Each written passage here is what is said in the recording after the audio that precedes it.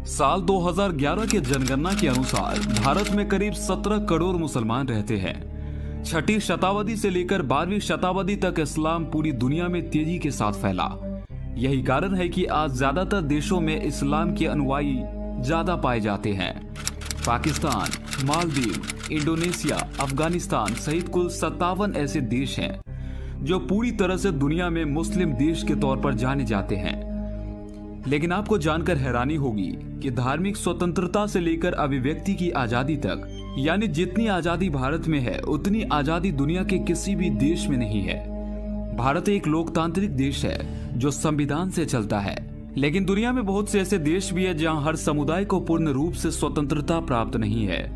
दुनिया में करीब 47 देश ऐसे हैं जहां एक भी मुस्लिम नहीं है। इसके अलावा ऐसे भी देश हैं जहां मुसलमान तो रहते हैं मगर वहां कोई मस्जिद नहीं। जी हाँ दोस्तों, आज के इस वीडियो में हम आपको कुछ ऐसे देशों के बारे में बताएंगे जहां मुसलमान तो है परंतु एक भी मस्जिद नहीं है।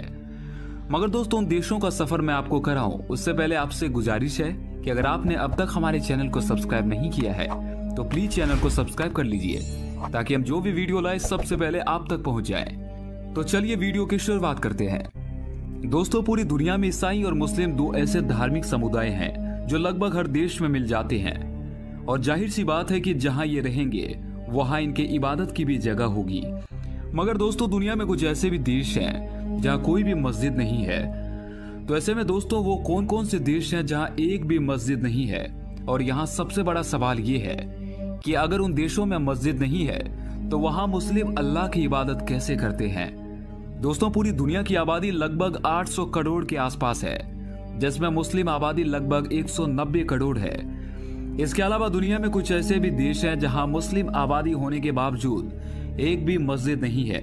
ये सुनने में थोड़ा अटपटा जरूर लग सकता है, मगर ये बात पूरी तरह से सच है, क्योंकि वर्ल्ड पॉपुलेशन रिव्यू की रिपोर्ट की माने तो वेटिकन सिटी के अलावा दुनिया में 47 ऐसे देश हैं जहां एक भी मुसलमान नहीं रहते हैं। Tokelau, Niue, Falkland Island, Cook Island, Greenland, Solomon, ये वो देश हैं जहां मुस्लिम आबादी बिल्कुल भी नहीं है। और जिस देश में मुस्लिम नहीं होंगे वहां मस्जिद होने का सवाल ही नहीं पैदा होता। इसके अलावा आपको बता दें कि दुनिया में 3 ऐसे भी देश हैं जहां मुसलमान तो रहते हैं मगर एक भी मस्जिद नहीं है। और इसमें सबसे पहला नाम आता है हमारे पड़ोसी मुल्क भूटान का। भूटान दक्षिण पूर्व एशिया में पूर्व हिमालय में स्थित एक खूबसूरत देश है। भूटान को थर्ड ड्रैगन की भूमि के रूप में जाना जाता है। भूटान भारत का पड़ोसी और मित्र देश है। भूटान की ज्यादातर आबादी गांव में ही रहती है।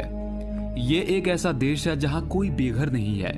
भूटान का 60 से 70% हिस्सा जंगल से घिरा हुआ है, और इसका सबसे बड़ा कारण तो ये है कि यहाँ के लोगों का मानना है कि पृथ्वी के 60 से 70% भाग पर जंगल होना चाहिए। इसीलिए भूटान के लोग जंगल विस्तार में लगे हुए हैं। भूटान की सरकार यहाँ के निवासियों का स्वास्थ्य खर्च भी निर्वहन करती है। दोस्तों, भूटान दुनिया के सबसे गरीब देशों के लिस्ट में आता तो जरूर है, मगर आपको जानकर हैरानी होगी क्योंकि भूटान को दुनिया के सबसे खुशहाल देशों में गिना जाता है।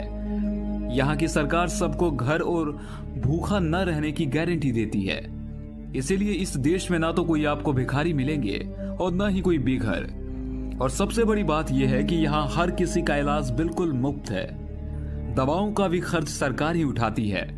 इसके अलावा भूटान में पब्लिक प्लेसेस जैसे सिनेमा हॉल, रेस्तरां, सड़कें आदि पर धूम्रपान और तंबाकू का सेवन नहीं कर सकते हैं। हालांकि स्मोकर्स के लिए कुछ ऐसी जगहें बनाई गई है जहां वो धूम्रपान कर सकते हैं। लेकिन अगर कोई कानून तोड़ते हुए पकड़ा जाता है तो उसे 3 से 5 साल की सजा भी सुनाई जाती है। इसके अलावा साल 2008 में लोगों के आंतरिक शांति का ख्याल रखने के लिए सकल राष्ट्रीय खुशी का गठन किया गया था। और तो और भूटान में एक खुशी मंत्रालय भी खोला गया है जो सकल घरेलू खुशी को मापती है। कुल मिलाकर आप ये कह सकते हैं कि भूटान एशिया का सबसे खुशहाल देश है। छोटे से इस सुंदर देश की कुल आबादी 7.5 लाख के आसपास है, जिसमें करीब 7,000 मुस्लिम है। इस खूबसूरत देश में बहुत से मठ और मंदिर मौजूद हैं, लेकिन इसके बावजूद भी यहाँ एक भी मस्जिद नहीं है।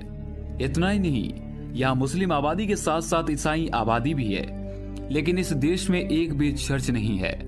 भूटान की करीब 75% आबादी बौद्ध धर्म को मानती है। दोस्तों, सबसे पहले आपको बता दें कि यहाँ पर आधिकारिक तौर पर बौद्ध धर्म तथा हिंदू धर्म को बाकायदा सरकारी मान्यता प्राप्त है, लेकिन यहाँ इससे अलग ईसाइयों और मुस्लिमों को अपना कोई भी धर्म स्थल बनाने की अनुमति नहीं है, यानी मस्जिद और चर्च बनाने की अनुमति नहीं है। यहाँ तक कि यहाँ के मुसलमानों और ईसाइयों ने मस्जिद और चर्च बनाने की सरकार से अनुमति भी मांगी थी, मगर यहाँ की सरकार ने उन्हें अनुमति नहीं दी। यही कारण है कि भूटान जाने वाले मुस्लिम पर्यटकों के मन में ये सवाल उठता रहता है कि हम नमाज कहाँ अदा करेंगे। और अगर ऐसे भी आपके मन में भी सवाल उठ रहा है तो आपको बता दें कि भूटान के मगथान में एक छोटा सा प्रार्थना कक्ष बनाया गया है, जिसमें 3 कमरे हैं और इसके अलग अलग कक्ष भी है। मुस्लिम, सिख और ईसाइयों को प्रार्थना करने की अनुमति मिलती है। इसके अलावा अगर पर्यटक चाहें तो वो अपने होटल रूम से नमाज अदा कर सकते हैं। हालांकि धार्मिक तौर पर भूटान सभी को आजादी देता है। सरकार ने यहाँ के मुसलमानों को कोई मस्जिद बनाने की इजाजत भले ही नहीं दी है, लेकिन वे अपने घरों में अपना धार्मिक स्थल बना सकते हैं। इसलिए यहाँ के मुसलमानों ने नमाज अदा करने के लिए अपने घरों की छतों पर ही छोटी छोटी मीनारें बना रखी है।